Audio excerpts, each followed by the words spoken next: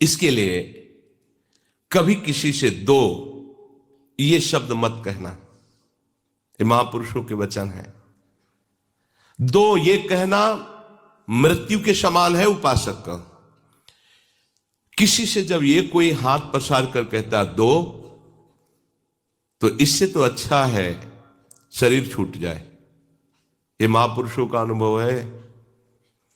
ये जो संत वेश रख करके मांगते रहते, कल एक उपासक ने प्रश्न किया था कि किसी ने उनसे कहा कि मुझे अमुक वस्तु दे दो, अगर नहीं दोगे तो हम तुम्हारा बद्दुआ दे के बुरा कर देंगे। ये संत के वचन कभी नहीं होते। डरना मत कभी किसी से। अगर कोई ऐसा कहता है तो बद्दुआ तो उसी के ऊपर लगी हुई है पहले, कि वो अपने वेश की मर्यादा को नष्ट कर रहा है। वो जानता ही नहीं, वो केवल पाखंड के लिए वेश धारण किए हुए है। पहले हमारे साधु समाज में शासन था। ऐसा नहीं था कि कोई भी कैसा भी वेश धारण करके घूमे, ऐसा नहीं था। आपकी परंपरा क्या है? वो कुछ ऐसे साधुई भाषा के प्रश्न होते थे कि असली परंपरा वाला ही उत्तर दे सकता था, अन्यथा वेश उतरा लिया जाता था, क्योंकि तुम साधुओं की मर्यादा का नाश कर दोगे। लोग समझेंगे संत ऐसे ही होते हैं। गाड़ी में ऐसे हाथ मार रहे हैं, हमको फलाहार करना है, आज एकादशी है, कुछ दे दो। जरूरी क्या है? भूख लगी है तो जाओ ब्रजवासियों के दरवाजे में राधे श्याम बोलो, जो मिल जाए पेट भरो। एक दिन नहीं पाओगे तो मर जाओगे। अब वो गाड़ी वाला समझता है भिखारी हैं, बाबा लोग भिक्षुक हैं, दलिद्र हैं, मांगते घूमते हैं। ये संत नहीं कर सकता, नहीं कर सकता। जो भगवत मार्ग का उपासक है वो कभी ऐसे नहीं कर सकता।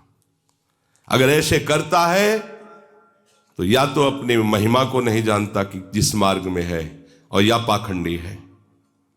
कहावे मोर दासा, करे तुच्छ नरन के आशा, तो कहो कहां रहा विश्वासा। ये विश्वास का मार्ग है। अरे मंगिबो भलो न बाप सो जो प्रभु राखे टेक, अपने आराध्य देव की। अरे आराध्य देव से भी ठसक में रहे।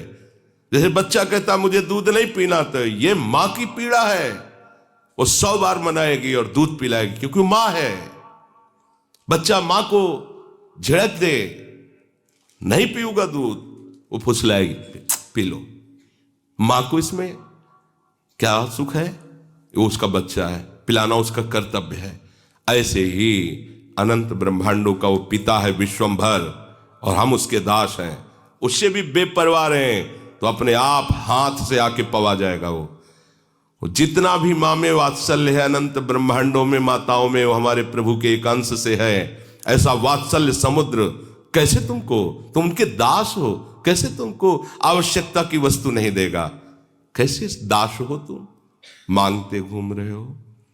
एक बार एक परिकर ने बताया था कि कुछ साधु वेश में आए और कहा कि हम प्रयाग में भंडारा करने जा रहे हैं, हमको इतने 1000 रुपये दो। बोले हमारी सामर्थ्य नहीं। बोले अगर हम यहां से विमुख लौटे तो तुम्हारा नाश हो जाएगा। ये साधु के वचन है? ये कोई संत बोलेगा?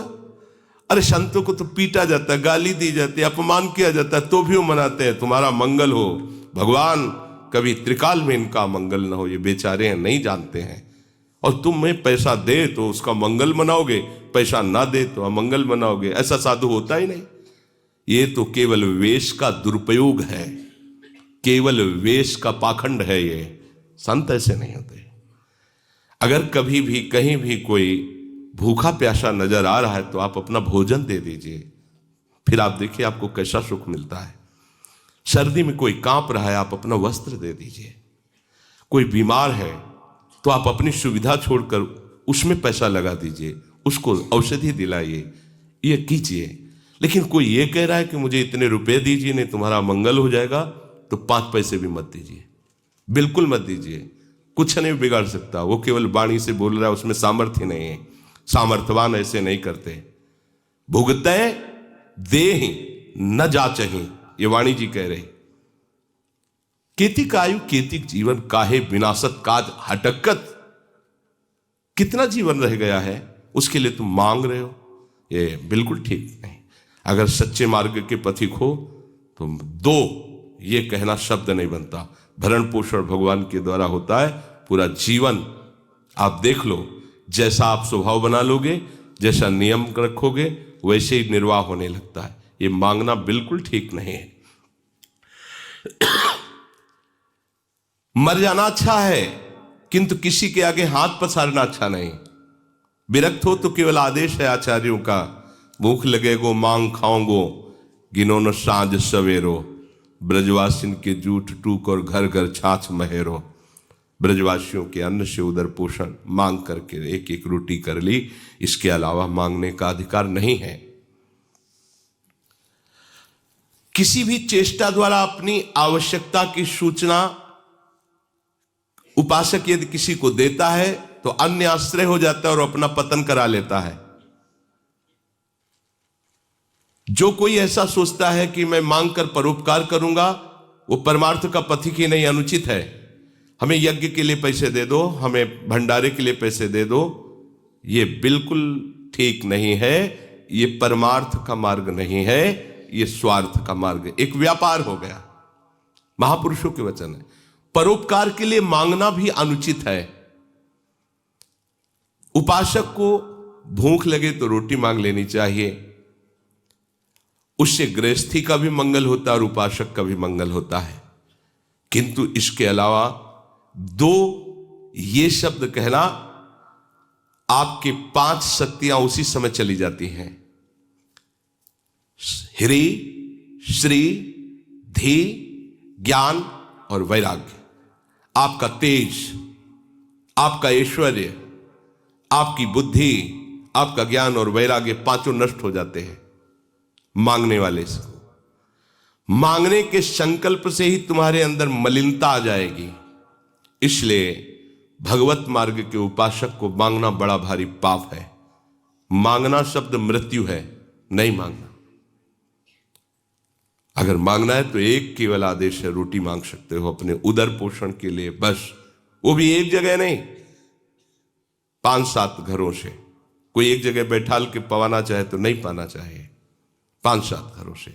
या फिर आकाश वृत्ति है और निर्मल वृत्ति है। माधुकरी वृत्ति से भी श्रेष्ठ है आकाश वृत्ति। प्रभु जो दे देते हैं, हम कोई चेष्टा नहीं करते, प्रभु जो दे देते हैं उसी से भरण पोषण हो रहा है। रात दिन भजन करो, कोई चाह नहीं, कोई मांग नहीं। उपासक जब विषयी पुरुषों का संग करने लगता है तो उनसे भी नीचे वो गिर जाता है, उनसे भी नीचे गिर जाता है। क्योंकि उनके अंदर तो ये होता है कि मैं विषयी हूं, मैं नीच हूं, ये शांत है, ये भाव तो रहता ही है। लेकिन वो जो मैं वैरागी हूं, विरक्त हूं, शांत हूं, वो जब उनके संग से नीचे गिरने लगता है तो बहुत बुरी दशा को प्राप्त होता है। हमें प्रभु के मार्ग में आगे बढ़ना है। भोगी पुरुषों के शरीरों में भोग के परमाणु होते हैं, इसलिए उनसे संभाषण, उनका स्पर्श करना, उनको अपनी गोष्ठी में बैठालना, ये बहुत हानिकारक है। भोगी पुरुष, गृहस्थ है, भगवत भक्त है, वो नहीं। जिनका केवल भोग ही लक्ष्य है, रुपया पैसा वाले हैं, आकर हमें कुछ पैसा देंगे, रुपया देंगे, हमारी आवश्यकताओं की पूर्ति होगी, इसलिए हम उनकी सेवा करें, उनके आगे चाटुकारिता करें, बिल्कुल नहीं। उपासक को कभी अभिमानिनते न्यारे, ऐसा नहीं होना चाहिए। एक संत गंगा किनारे मिले थे, बोले हम केवल 30 मिनट के लिए भिक्षुक होते हैं, इसके बाद इतने बड़े बादशाह होते हैं कि हमारे समान ब्रह्मा को भी सुख नहीं है। देवराज भी, इंद्र हमारी गुलामी करने के लिए तरसता है, हम ऐसे बादशाह हैं।